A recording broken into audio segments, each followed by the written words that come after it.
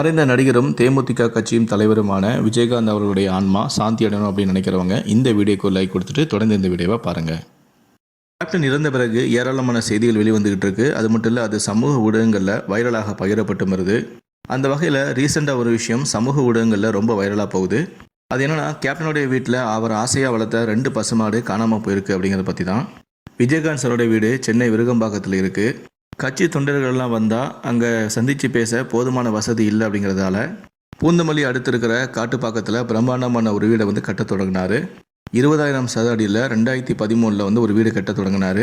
ஒரு சில பிரச்சனைகளால் அந்த ஒர்க் எதுவுமே நடக்கலை அப்படின்னு நின்றுச்சு. கடந்த 10 ஆண்டுகளாகவே ரொம்ப டிலே ஆகிட்டு தான் இருக்குது. ஆல்மோஸ்ட் ஒரு 90% ஒர்க்கு தான் இப்போதைக்கு முடிஞ்சிருக்கு அப்படின்னு சொல்லியிருக்காங்க. அந்த 10 வருஷமாகவே அந்த வீட்டுடைய முழு பொறுப்பாக அப்பாராவா அப்படிங்கிற நபர் தான் இருந்தார். அப்பாராவும் அவருடைய மனைவியும் அந்த வீட்டில் இருந்து தான் இரவு பகலாக அந்த வீட்டில் நடக்கக்கூடிய வேலைகளை பார்த்துட்டு வராங்க. மேலும் அந்த வீட்டில் அவங்க ஆசையாக ஒரு 3 மாடுகள் வளர்த்துட்டு வந்தாங்க. கேப்டன் அவர்கள் அந்த வீட்டோட வேலை எந்த அளவு நடந்திருக்கு அப்படின்னு சொல்லி பார்க்குறதுக்காக மாதத்தில் ஒரு 2-3 தடவை அந்த வீட்டுக்கு போவாங்களாம். போகும்போது அவர் வளர்த்து வந்த அந்த மாடுகளுக்கு சாப்பாடு போடுறது, புல் போடுறது, வைக்கோல் போடுறது, இந்த மாதிரியான சில வேலைகளையும் கேப்டன் ஈடுபடுவாராம். கேப்டன் சரி, அவருடைய மனைவியும் சரி அந்த மாடுகளோட கொஞ்சம் நேரத்தை செலவிடுவாங்களாம். கேப்டனும் அவருடைய குடும்பத்தாரும் அந்த மாடுகள் மேலே ரொம்ப பாசமாகவே இருந்திருக்காங்க. இந்த நிலையில் தான் அந்த வீடு இன்னும் கட்டி முடிக்கிறதுக்கு முன்னாடியே கேப்டன் அவர்கள் இறந்து போயிட்டார். அதுவே எல்லோருக்கும் மிகப்பெரிய அளவில் சோகமாக இருக்க, இந்த நிலையில் அவங்க ஆசையாக வளர்த்த 3 பசுமாடுகளில் 2 பசுமாடை காணோம்.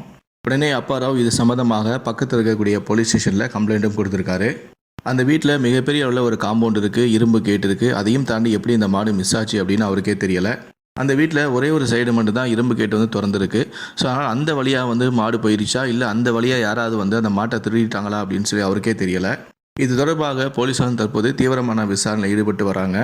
இந்த விஷயம் தெரிய வந்த பிறகு பல பேர் என்ன சொல்கிறாங்கன்னா, கேப்டன் 3 மாதமாக அந்த வீட்டை போய் பார்க்கல, கேப்டன் வரலையே அப்படின்னு சொல்லி அந்த மாடுகள் கூட அந்த இயக்கத்திலே வெளியே வந்திருக்கலாம். ஆனால் இது எந்த அளவுக்கு உண்மை அப்படிங்கிறது தெரியலை. ஆனால் கண்டிப்பாக வாயில்லாத ஜீவன்களும் கேப்டனை மிஸ் பண்ணுது அப்படிங்கிறதுல எந்த விதமான சந்தேகமும் கிடையாது. இதை பற்றி நீங்கள் என்ன நினைக்கிறீங்க அப்படிங்கிறத கீழே இருக்கக்கூடிய கமெண்ட் செக்ஷனில் மறக்காமல் சொல்லுங்கள். முடிந்த அளவுக்கு இந்த வீடியோவை மற்றவங்களுக்கும் ஷேர் பண்ணுங்கள். மேலும் இது போன்ற பல வீடியோக்களை பார்க்கணும் அப்படின்னு நினச்சிங்கன்னா மறக்காமல் சேனலை சப்ஸ்கிரைப் பண்ணுங்கள்.